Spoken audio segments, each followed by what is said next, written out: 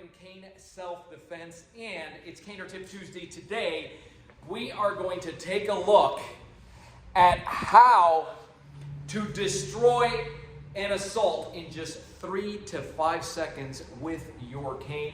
Before we do that, a warm welcome to everyone, especially those of you who are landing here for the first time.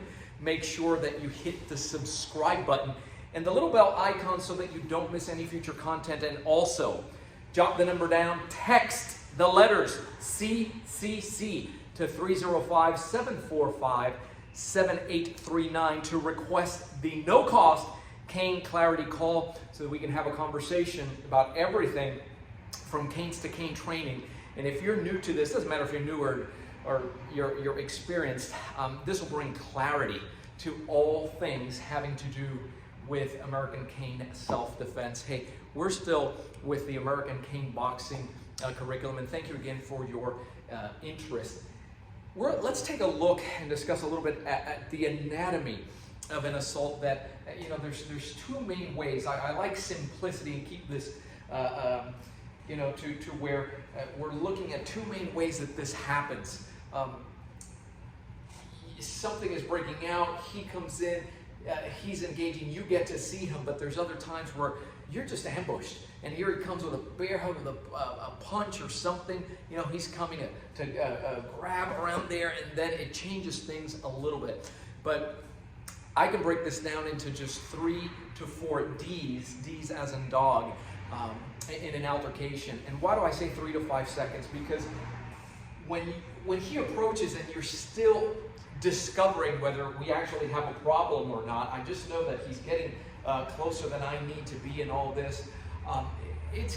You got about 3 to 5 seconds to ingrain in this opponent, who is likely younger, stronger, and faster, that you are not a soft target, and that, boy, he made a bad mistake. There's a lot of soft targets out there, people who are untrained.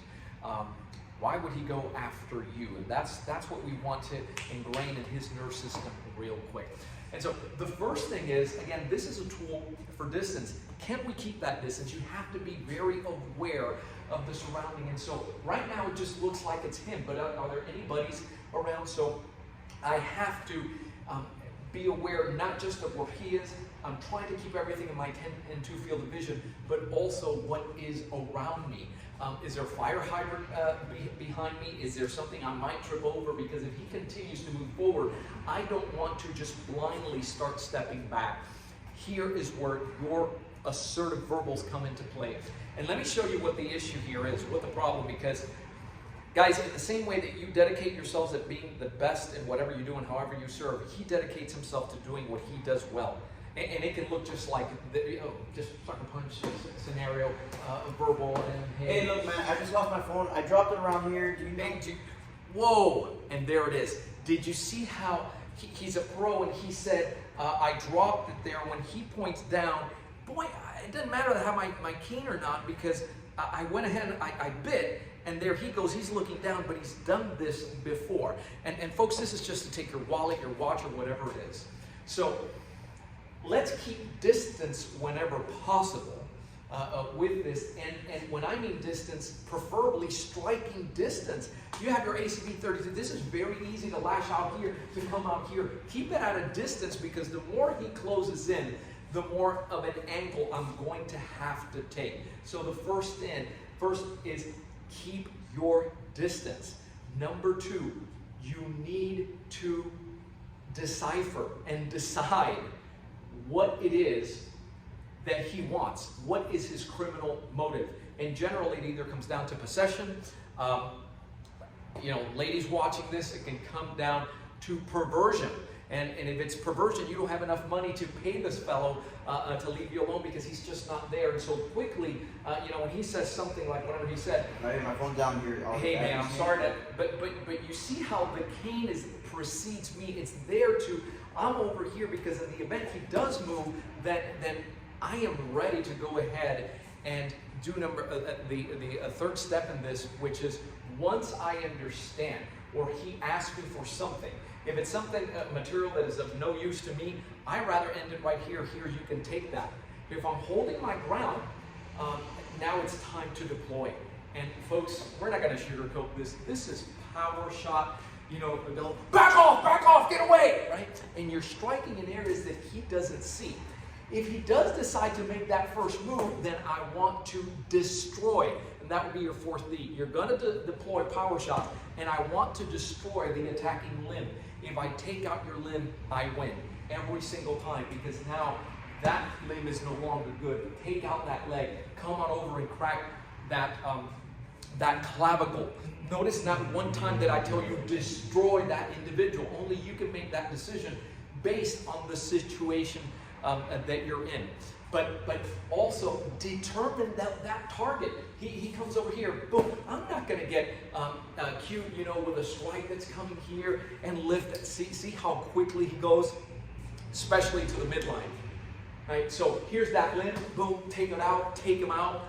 He comes in here, take it short, come back up, come right over. If you do get ambushed, then don't play around with anything other than what's going to give you the biggest bang for your buck. So immediately, if I'm over here, he comes around, and I'm immediately going to go, can you tilt that camera down for me, please? Right? And now you're targeting here. I have to be able to breathe, because if I can't breathe, I can't fight. So I go ahead and I fax the cane right through. This would be the groin, and I'm pulling it away from his body. I'm doing things that are going to challenge his nerve system. Right? So two types. One where I do get to have the conversation, use my verbal skills, try to keep distance, try to determine quickly what it is what the criminal motive is, and then deploy and just destroy. If I need to do that, you may just, once he puts his hands on you, you're going to bypass the other ones. By the way, your skill set, if he does put that down, it's still, you need to have those strong assertive verbals, right, to go along with that. It's the third person in the fight. If you stay quiet, they work against you. If you're nice and loud, it calls attention. Everybody has a cell phone today. They record what's going on. But this should be a quick, 3 to 5 seconds where you've ingrained it. That he's incapacitated. He made a bad decision today. There's a lot of soft targets out there. You're not one of them. And so you're sitting there watching this and you're saying, boy, this is pretty simple to do. It's power shots. Yeah, but those power shots, when you see me do this, they're educated shots. They're not wild shots. Not only that, you got to have the ability to do it under the duress of the moment, and it requires training. I tell you all the time, that is the real equalizer, to learn how to do it right. I would just sit there and go, yeah, I think, it's a good strategy. I'll do it. Good. It's a good strategy. I'm glad you agree with that. Now, to be able to do it requires training. Go ahead and text the letters CCC to 305-745-7839.